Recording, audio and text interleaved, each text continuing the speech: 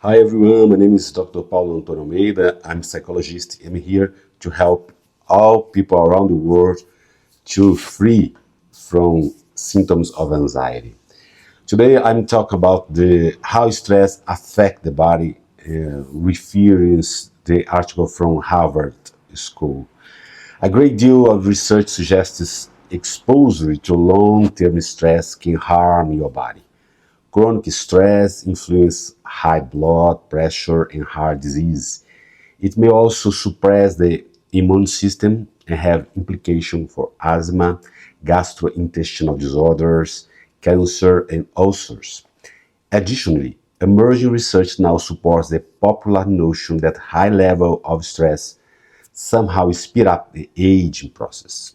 So now you have a lot of information about how anxiety affects our body, and you could deal with a lot of techniques in my channel in English, in Portuguese translation to English too.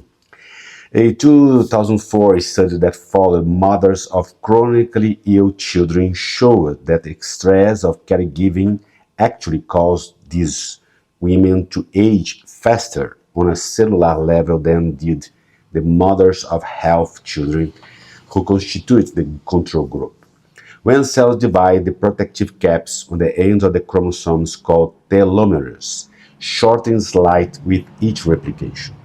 The telomere length of the stressed caregiving mothers indicate that their cells had aged an additional 9 to 70 years compared with the normal age base of the low stress group. It's huge research that show us how we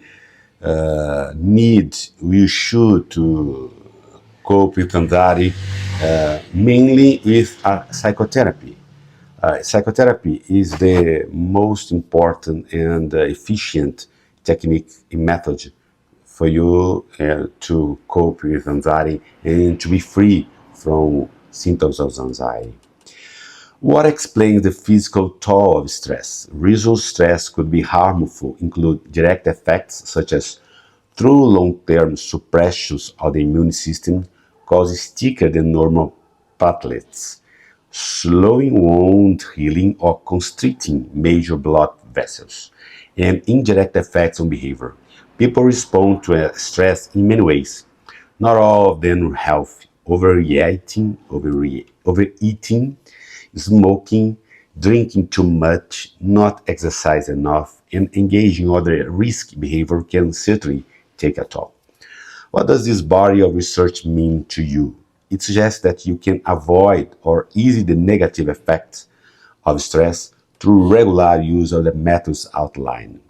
How I can tell you now about the psychotherapy, meditation, mindfulness, relaxation response in our body could stimulate our relaxations feelings, like when you stay in the nature, when you doing yoga, or when you are doing walking in a beach, or when you stay calm down, relax, all the techniques, breathe techniques, meditation techniques, and stress your body in a good way. It's nice to for you to practice this kind of behaviors.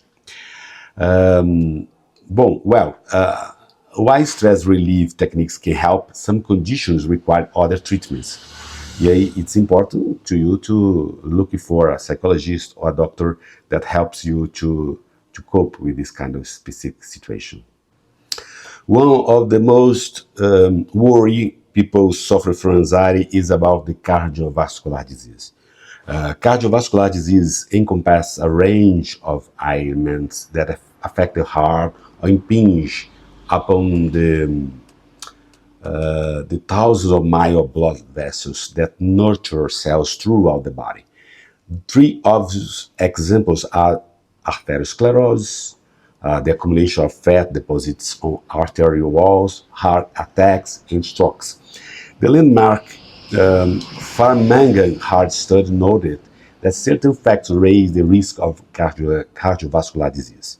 Some, such as race, age, gender, and genetic, are beyond your control, but others lie within your sphere of influence. Traditionally, the controllable risk factors have included smoking, inactivity, obesity, high blood pressure, high blood cholesterol, and diabetes. So, psychological stress appears to be a potent risk factor as well.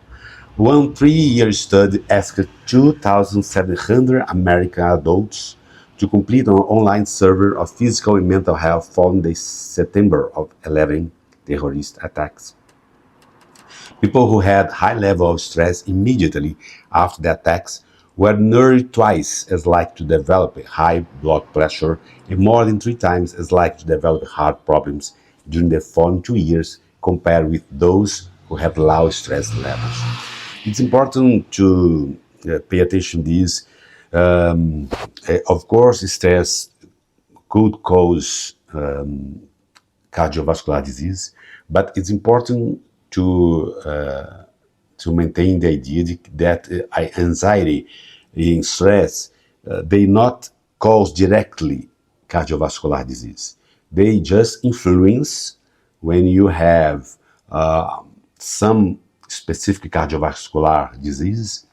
Anxiety and stress will impact, of course, your actual disease, and you probably will be worse with this disease.